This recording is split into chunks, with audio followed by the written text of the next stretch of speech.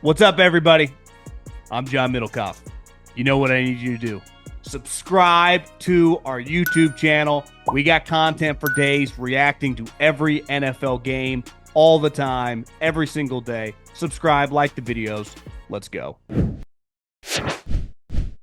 Okay, let's dive into the mailbag. At John Middlekauff is the Instagram. Fire in those DMs. Very, very easy to get in on the show. I have a ton of questions. So I'll probably have to push some off maybe for a Saturday mailbag because I just, there's no way can't do a 7-hour podcast. This is from Anthony. Hope you're doing well. You too, Anthony.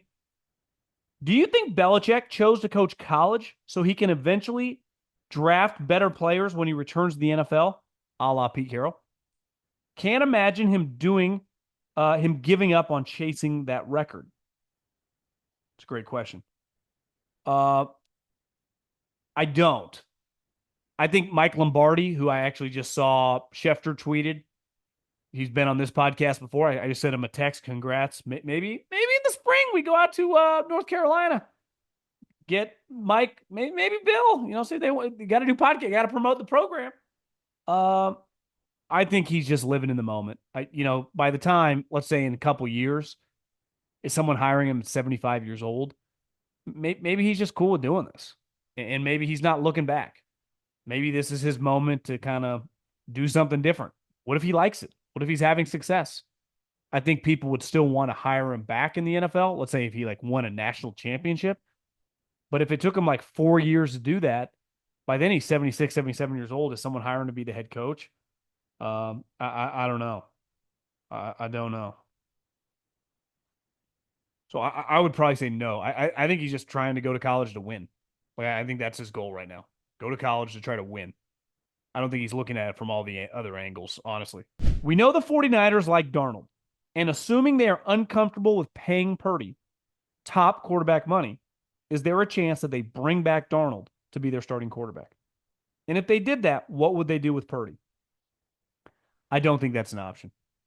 I think if they were uncomfortable, if they had contentious negotiations, I think he would just play on the fourth year. He's not a free agent, right? So they're not forced to tag him or not. He's in his third year. He has one more year on his contract, and he's making a ton off the field. Listen, he wants to play for Kyle. Kyle wants him to be here. I don't think they're in the business of giving Darnold 40. I just think that that's not really an option. Though, if Darnold's going to play like he's playing right now, he's like a better version of Purdy because he's got a bigger arm, just as mobile and bigger.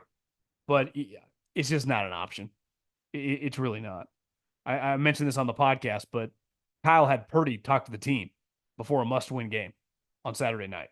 So I think that tells you everything you need to know about his thought with Brock. Question for the bag. So I recently saw a list of the top NIL collectives. My alma mater, Virginia, is in the top 15 with a recent huge donation. Do you think non-football powerhouses like my Wahoos can turn things around easily when they get NIL bags like this, or will they always be stuck in the mud? How can a team like that become like other academic football powers? Notre Dame, Michigan, Stanford in the past. You sent me the link too. I can't click on it because I'll get lost here. If you have the money, you should be able to win.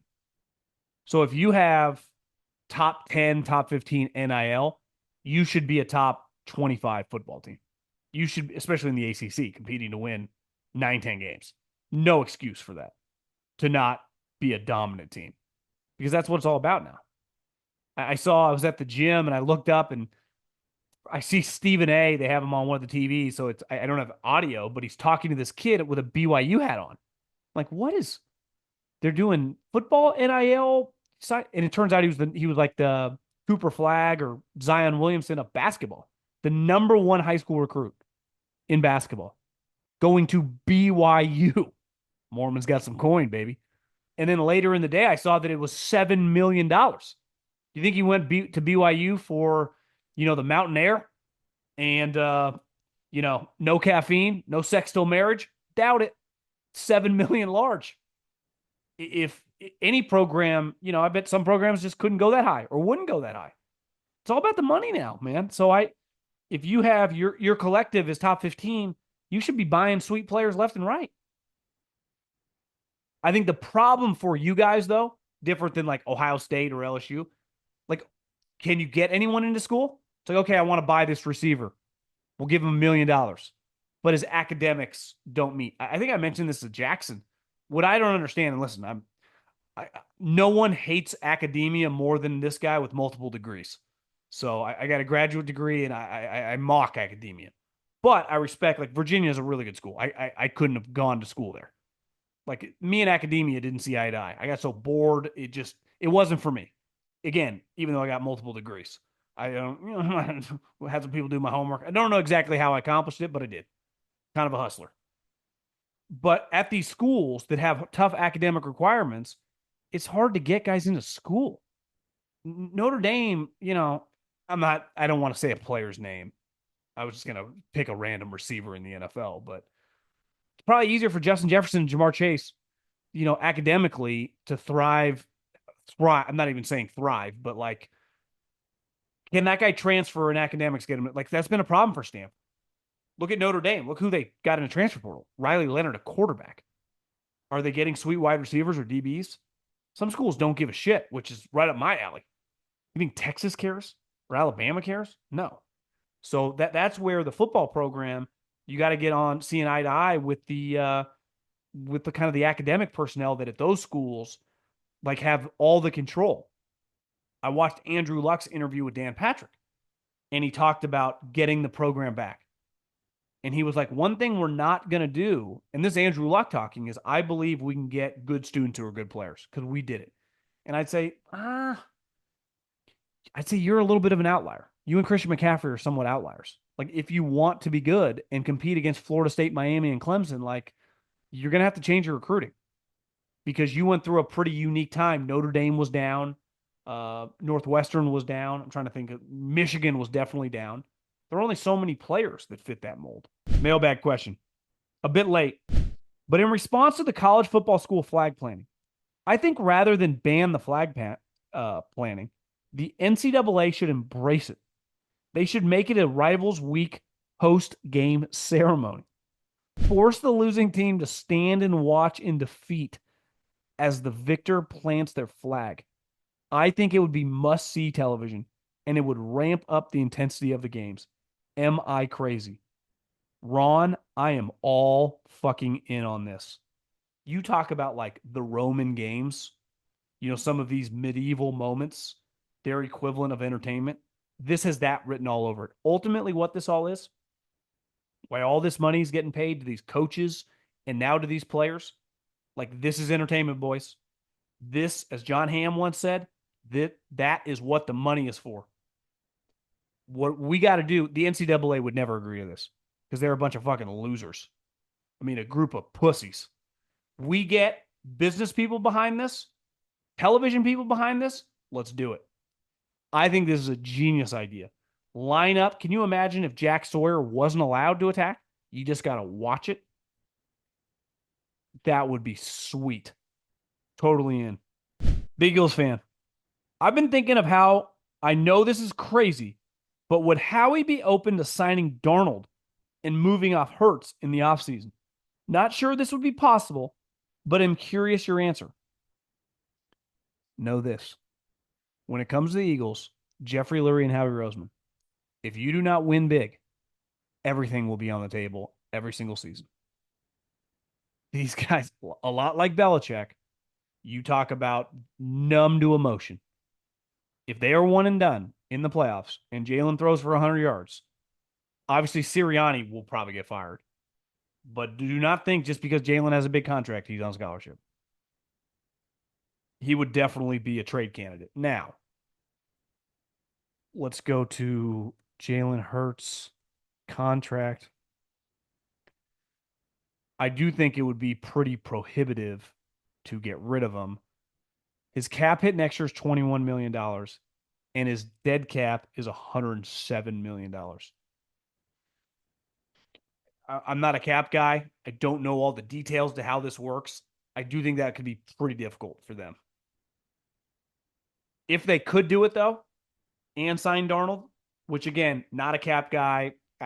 These numbers are complicated. Usually stuff accelerates. It might not be an option. If he could do it, though, he would. If he had to, or if he thought like it was an upgrade. I don't think he would hesitate. Again, Jalen's got to play well and he's got to win. And they've been winning, and I think a lot of people would argue, well, it's not really him. They're last in the league in pass attempts. They have a running back who we're comparing to like Barry Sanders and Walter Payton, and their defense is playing awesome. Do you honestly believe that Jim Harbaugh wanted to go to the Bears or Raiders over the Chargers? At first, the only way I could believe this is, the only way I could believe this is was making it seem like he did leverage. Okay, let me reread this. We got to work on our sentences here. At first, the only way I could believe this, doesn't really make sense, was he was using it as leverage over the Chargers. But with signs pointing to Belichick going to college, he's in college now, I guess anything is possible. Why do you think he considered the dumpster fire in Las Vegas and dysfunctional Bears over Justin Herbert and the Chargers? Harbaugh, I read a bad sentence. Rebecca, it's okay. I write poor things as well. No shame. I appreciate the question. I think this is pretty simple. I think that I'm just messing around with you, by the way. Jim Harbaugh went to the 49ers when Alex Smith was the quarterback. Jim Harbaugh took over Stanford when they were 1-11 and a complete afterthought and joke. Jim Harbaugh went to Michigan when it was really bleak. Jim Harbaugh last year interviewed with the Minnesota Vikings and wanted the job. They just hired Kevin O'Connell, or 2 years ago. Jim Harbaugh is not beholden to a quarterback. So why would Jim Harbaugh be interested in the Bears? Because he played there and he knows the power of the city. Why would he be interested in the Raiders? Because that's where he got his coaching start in 2002 and 2003 and worked for Al Davis, a guy he reveres, who's gone, but like the history, football, that means a lot to him. So he is not worried about, you got no quarterback. His response would be like, we'll find one. We'll get one. That's what he's always done. So, yeah, I think that those teams, if they would have been aggressive, it's not even leverage. It's just a story. Like, he would have been interested. They didn't even call him. Doesn't mean he still wouldn't have taken the Chargers job. They're going to pay him $15 million. And he's got Justin Herbert, but he would definitely been interested, to me, in the Raiders for sure. The Bears, like, he would never work for Kevin Warren. Watching here from Sweden, all this Drew Aller talk has made me question why the league has seemingly given up on Carson Wentz. Was his personality that bad, or do teams just think he's washed? He has some low moments, but also has some high moments. He sure is better than some of these guys we've seen in the draft. I think his athletic ability, the guy we saw before the ACL, is no longer there. And he's not a great rhythm pocket passer. So, like, he's kind of got to be, a version of like Jalen Hurts a little bit. It's a little different, but it's run around, make some plays. And he's not really that anymore. So to me, he's one of those guys who had elite physical skills, got injured, and then was never quite the same, and is not a good decision maker. So if you get a guy that's not a good decision maker, like part of Sam Darnold, big time athlete. Like, you see that guy moving around, you're like, holy shit. Carson Wentz, that's kind of gone. But I actually think like he can go on now, and I mean, he could be, if Andy and Veets like him, he could be their backup. Look how long Chad Henne was their backup. He could do that for like 7-8 years. I feel bad being mean about the writing. I screw up sentences all the time. Question for the bag. Do you think the cartoons, Simpsons or Toy Story football games would do better in the offseason? I'd much rather watch these when I'm missing ball in May than a regular season when we have plenty to watch. I'm probably a bad person to ask. I didn't watch any of it. As of right now, no kids. I wasn't a huge Simpsons guy. It's not really made. It's just not my I'm not their consumer. Like, it's just, I wouldn't watch that in May. I wouldn't watch that in November. So I'm just the wrong guy to ask. I think you're probably better doing it in season. I think if you did that in the off season and played it like at night on a Sunday, I don't know if people are watching. Love the pod. Been listening for a couple years. Wanted to get your thoughts on the state of college quarterbacks. Are the days of Herbert stories, okay, tier recruit, then a longtime starter for the same school, over? It seems like all the great quarterbacks at the top of these drafts are either 6-year starters at a ton of schools or a 1-year guy with a high potential. Also, wanted to tell you a name to write down for the future: CJ Bailey, the NC State freshman quarterback, 6'6" and can sling it. Belichick should DM that guy, see if he'll transfer. I think you got to be hesitant saying never. I mean, I think when you look at Shador was going to, if Dion had been at Colorado the whole time, Shador would have been a 3-year starter at Colorado, right? Cam Ward, the Pac 12 died. So he left Washington State. Like Washington State didn't even have a conference this year. They called it the Pac 12. It was 2 teams. Who else are we talking about? Quinn Ewers. Really, when you close your eyes, you think Quinn Ewers, think Texas. He was at Ohio State for a minute, but Carson Beck's been there the whole time. So I think if you go to the right school, you can easily stay. But if you do become, I'm trying to think in recent memory, a guy. If you become a big time prospect at a school that's probably not going to win in Division One, like if you're at Auburn or you're at NC State, Drake May a couple years ago at North Carolina, like Nick Saban wanted him. So like the top 5 or 6 programs, when you're at UCLA and Oregon are going to call you. When you're at Texas Tech and it's like, God, this guy might be Patrick Mahomes. Well, Texas, Texas A&M, and Alabama and LSU are going to be all over him. And it's going to be very difficult, to keep that guy. But I think you'll still see. Look at Austin Genty, right? He stayed at Boise.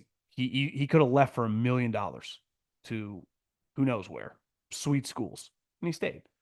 I think it's all personality. I think if you had really good friends on a team and your team was good, right? If you're on a competitive team, right? It's like, well, I could go to Ohio State or I could go to Alabama, but I'm at, let's say, Texas A&M. That's a bad example because they got money, but it's hard because there's kind of a clear line of haves and have-nots. You would have said back in the day, like, well, you're at Wisconsin. It's like, well, I'm at Wisconsin. We're struggling to get to 6-6. What if Michigan wants me? They didn't want me out of high school, but they want me now. What if I'm at Illinois? It's like we went 9-3 and Ohio State calls. It's like, yeah, it's fun to be at Illinois. These are my boys, but they offer me $1 million. I'm only making 200 grand here and I can win the national championship. Who do you think is the Heisman winner? I think it's a lock, Travis Hunter. I mean, is it even a question? The guy plays like 110 plays a game. I think he deserves it as well. Love the topic on today's show about dating. I think he's alluding to me and Jackson. Told Jackson the DMs or TikTok DMs, Instagram DMs, Twitter DMs. I think it's mostly dudes, but DMs, baby. I think I haven't been on a dating app in years, but I think those are dead or dying. Uh, but then I've also heard Instagrams for old people now, so it's like the new Facebook for 40 to 50-year-olds. I mean, all the cool kids are on TikTok and Snapchat. Lifelong ASU fan here. I've never gotten my hopes up in the last 20 years because ASU loses conference championship games and always disappoints. I'm actually shocked this time by the beatdown they put on Iowa State. After watching the game, do you think ASU has a legit chance with the risk or with the rise of Scadaboo to possibly get an upset of Texas or Clemson? Or am I dreaming? Also, should Scadaboo be at the Heisman ceremony? I believe he should have been. He got jobbed a little bit. If he had done the same thing in the Big Ten or the SEC or even the ACC for a conference champion, I think he would be there. Like if he was Miami's running back or Clemson's running back and did that, he would be there. If he was Penn State's running back, he would be there. So I think he definitely got jobbed. Because unlike Genty had a lot of momentum coming into the season, this guy just didn't. So I think it's unfair. I don't know, man. I think you'd be an underdog clearly against Texas. And if Clemson won that game, they would have just beat SMU and Texas. They'd be rolling. They're just bigger and stronger and faster than you. But hell, I mean, I wouldn't say never. I would say you would have a better chance if that round. Like, shouldn't we have home playoff games after the bye? Here'd be a change that I would throw out there. First round, home playoff games. How about the second round? All the teams the bye get a home playoff game. Now maybe they would push back, schools off because of Christmas and Christmas break. But you're telling me ASU at Tempe on January 1st wouldn't sell out that game against Clemson or Texas?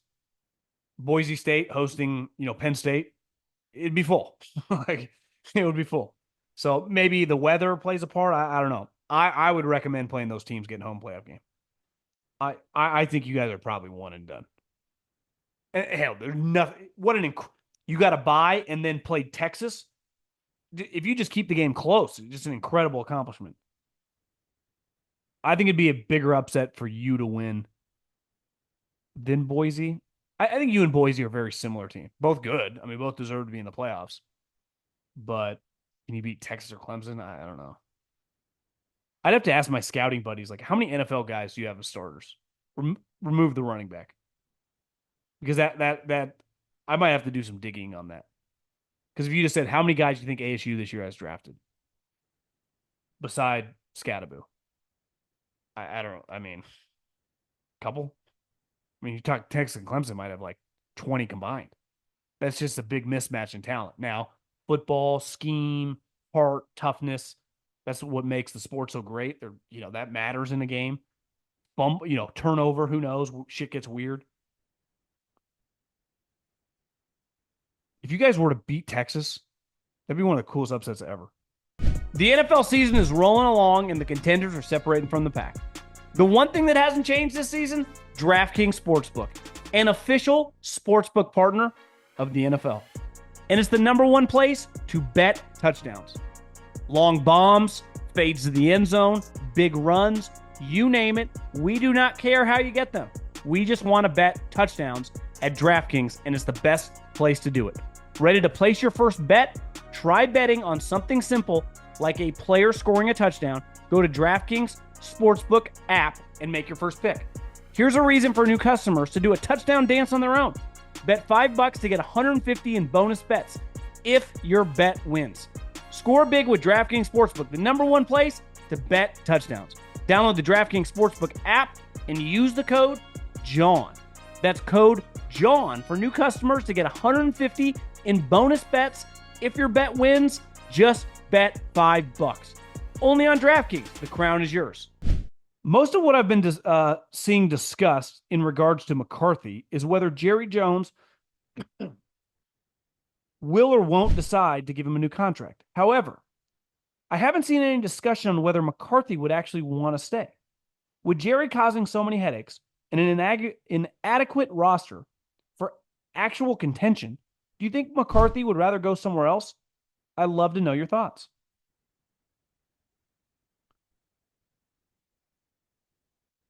That's a great question. You are the first person to even bring this up. McCarthy's a free agent, so his agent can talk. What if the Bears were like, hey, we'll give you a 4-year contract. We'll give you 4 years, $45 million. And Jerry's like, I'll give you a two-year extension, $25 million. I'm just throwing random numbers here. But like, if you're McCarthy, you go, well, hey, Jerry, I mean, I got this. The Jags and the Bears want me to be their head coach. If the Bears can't get Vrabel and won't get Vrabel, why would they not want Mike McCarthy? He coaches the quarterback really well. He calls the offense, and he knows how to run a team. You could argue Mike McCarthy is a better candidate than Vrabel, or equally as good. And when you factor in the rookie quarterback, like, he's probably better. So why wouldn't the Bears be interested in McCarthy? Now, I would rather be the head coach of the Dallas Cowboys, even with Jerry annoying me, than the head coach of probably most teams. It's a very prestigious job, right? There's a difference between being the manager of most baseball teams and being the manager of the Yankees. Like, North Carolina basketball means a little bit more than Texas Tech basketball. So I think there's something to be the cachet of the Dallas Cowboys. It just matters more. And he's been the coach of two places, the Packers and the Cowboys. So to me, like the Jags, like those type teams, the Jets, I do think the Bears would be unique if they were interested because of the young quarterback. So maybe as crazy as it sounds, what if McCarthy has options? What if Jerry then has to match? It's like, yeah, Mike McCarthy ended up getting a 4-year, $58 million extension. You'd be like, didn't see that coming. I guess it's on the table for the bag. If the Falcons drop their fifth straight game to the Raiders, especially if it's to Desmond Ridder, how is Raheem Morris still the coach after this season? Especially with the decision to stick with Kirk. Well, the decision to stick with Kirk was made when they gave him $100 million. So part of sticking with Kirk is the owner just gave him $90 million guaranteed no matter what. That's real cash that he has to have in escrow. Just whatever the difference is of what you actually give him as a signing bonus, which was like $30-40 million. So it's, if I give someone $90 million, even if I'm a super rich guy, $90 million that I, no matter what, he could never play another snap, I have to pay him. And you guys are the one that told me to get him. He's playing all season long on principle. If they lose the Raiders, it'd be one of the biggest collapses. I mean, the Eagles was pretty bad last year, was really bad, but like they were good before, they're good now. It's like the Falcons were like, okay, they're kind of looking good, and now they're just in a free fall. Losing to the Raiders would be really bad. You'd have to be a degenerate to bet on that game because you'd feel like you have to bet on the Falcons, but there might be a little underdog there with the Raiders. The Bengals have had a rough season, and it's fair to say that it's not on the offense. It might also be tricky firing Taylor, given how good of a bond he has with Joe Burrow. Why is nobody discussing the possibility of getting Robert Saleh as a defensive coordinator for the Bengals? The rise and fall of the Jets defense before and after the Saleh era clearly shows how good of a DC he is. Speaking of Joe Burrow, it is crazy this crime ring that is robbing these NFL players' homes, which obviously, if you were in a crime ring, well, it's like, hey, we need really rich people that we know aren't going to be home. Who would be the easiest person? Well, these guys make $50 million a year, and I know for a fact they are not at their home, let alone the state right now, because they're playing a football game.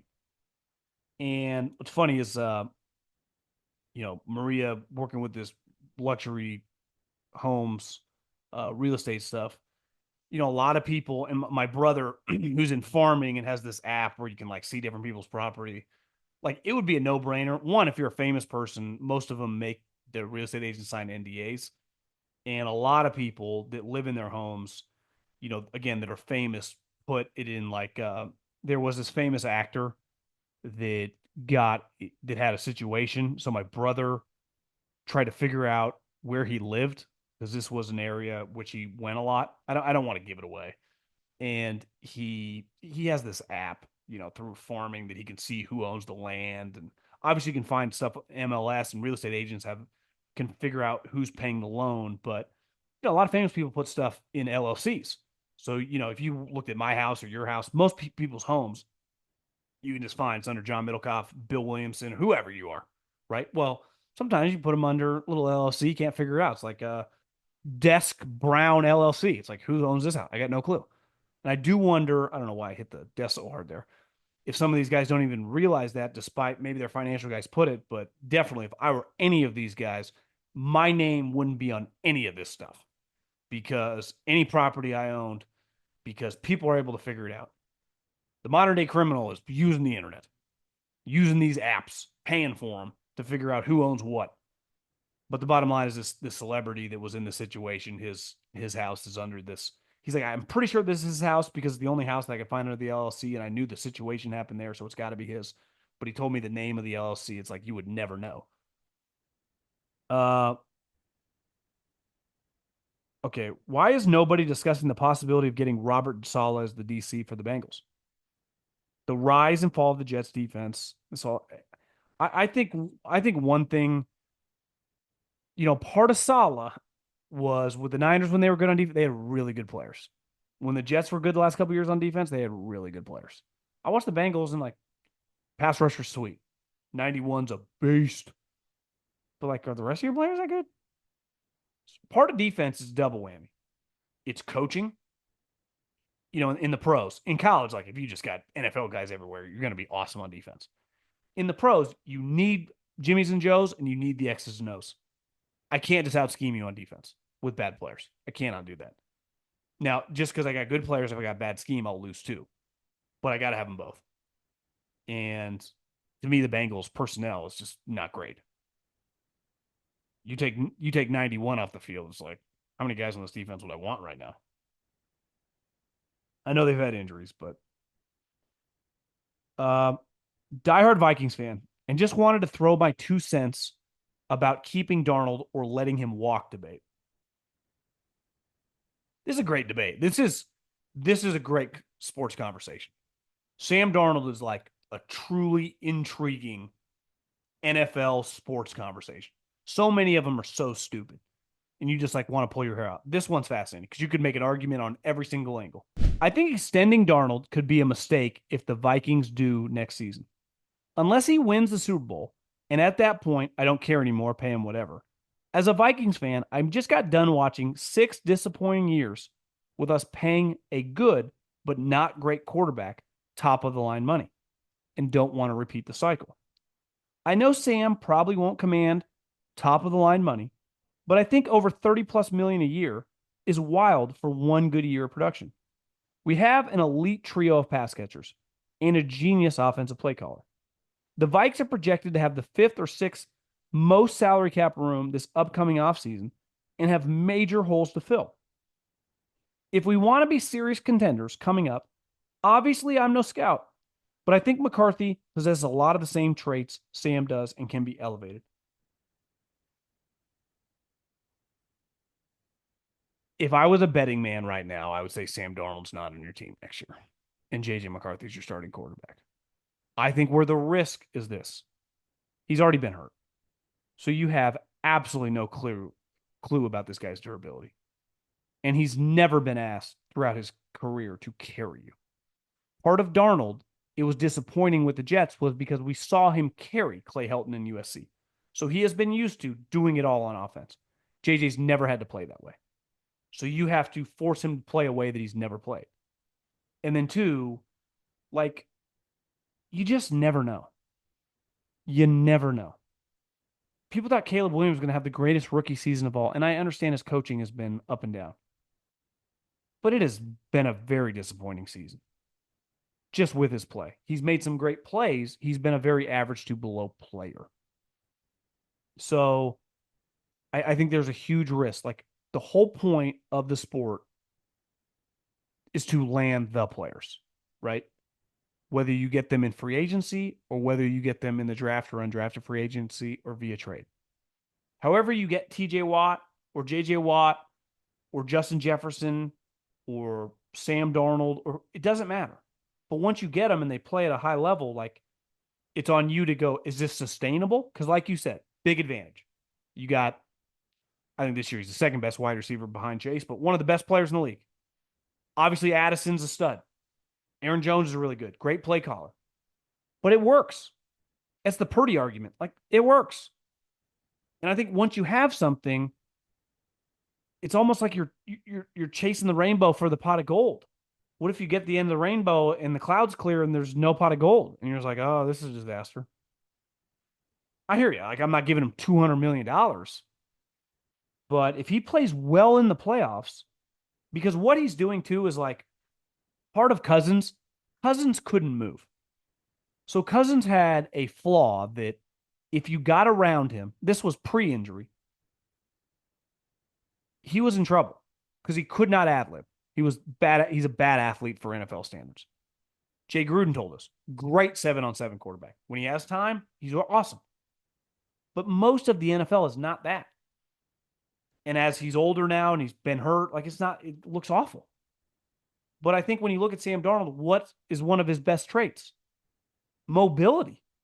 It's part of why you drafted JJ McCarthy. He's like big time athlete.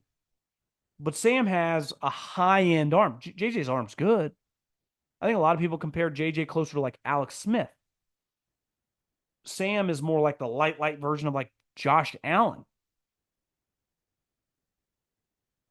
I think we got to watch how this plays out. I don't have like a definitive take. You got to extend him now. You got to cut him now. I do think down the stretch, these games are huge, and obviously the playoff. What if he wins 2 playoff games? If I tell you Sam Darnold wins 2 playoff games and you lose in the AFC Championship game, and it's not like he plays bad, you just lose. He throws a couple touchdowns and you lose by a touchdown or whatever. But it's not, no one's blaming him. Just going to let him walk? What would be the likelihood if here's the litmus test I use. Take $1,000 and you had to bet $1,000 in the next 3 years using this hypothetical. Sam wins 2 playoff games, you lose in the championship game. So you don't make the Super Bowl, but you win multiple playoff games. Playoff wins worth like 10 regular season wins. It's an incredible moment for a franchise, right? You win 2 of them. What would you place that $1,000 on over the course of the next 3 years of JJ McCarthy? His rookie contract, not counting the 5th-year option. Does he win 2 playoff games? Let's face it, the safe bet would be no. That's why I think like it went from like, oh, this is kind of a cool story to like, no, this is a legit conversation that they're having internally, that the fans are having. Like, there's substance behind this. Look how many teams, like, what would the Raiders do to have Sam Darnold? What would the Giants do to have Sam Darnold? Even if he's not this good, just to have a guy who's infinitely better than their guy. Some people think that he'll suck when he leaves. I don't know. I wonder if we see a different guy now. He talked about it this offseason. Like, I learned when he took a step back, he said he learned from Purdy, not to play the sport, but how to train for the sport Monday through Friday, how to prepare, how to watch film. Like, it went to another level with the Niners. And now he's taken that and put it with his physical gifts. The rest, obviously, he benefits from good wide receivers. Joe Montana had Jerry Rice. Tom Brady had Gronkowski, Randy Moss. Like, Peyton Manning had Marvin Harrison, Reggie Wayne. Like, you're not going to be a good quarterback without some sweet weapons. Rodgers, Jordy Nelson, Devontae Adams, Donald Driver, Greg Jennings. Like, you kind of need some good players to be a good quarterback. Mahomes struggling this year. Well, look at his weapons. What do you think of Rob Parker of Fox Sports saying Dan Campbell is worse coach than Brandon Staley for his reckless 4th-down calls? Is that not completely idiotic? 4th-down calls or punting aside, Brandon Staley couldn't sniff. Brandon Staley should be like Division II college. Comparing Dan Campbell to Brandon Staley. Brandon Staley is one of the biggest frauds to ever enter the National Football League. I wouldn't compare Brandon Staley. Brandon Staley is like Jim Tom Sula. A couple more questions. My brother and I are huge fans. I appreciate that. We're big Lions guys, but we're worried that our success may not be sustainable after the season, due to reoccurring injuries and upcoming paydays for several players. Do you think they will fall susceptible to the issues currently facing a team built very similarly like the 49ers sooner than expected? I feel like most of your top players are paid. Goff's under contract, Sewell's under contract, Montgomery's under contract, Laporta, Gibbs, second-year players, Jamison Williams, young player, he's not getting paid. Hutchinson's going into his 3rd year. Branch is a rookie. I feel like the core of your team is young guys or under contract. To me, the question with you guys, and your issue is not your roster. Injuries happen, nothing you can do. Your issue is your coordinators. Ben Johnson, how he'll be as a head coach, who knows? It's a coin flip. Most of these guys fail. But as an offensive coordinator with your personnel, he's elite. He's fucking elite. So losing him is a big blow. It's a big problem. So that's a problem. Aaron Glenn, like, your defense plays their balls off for that guy.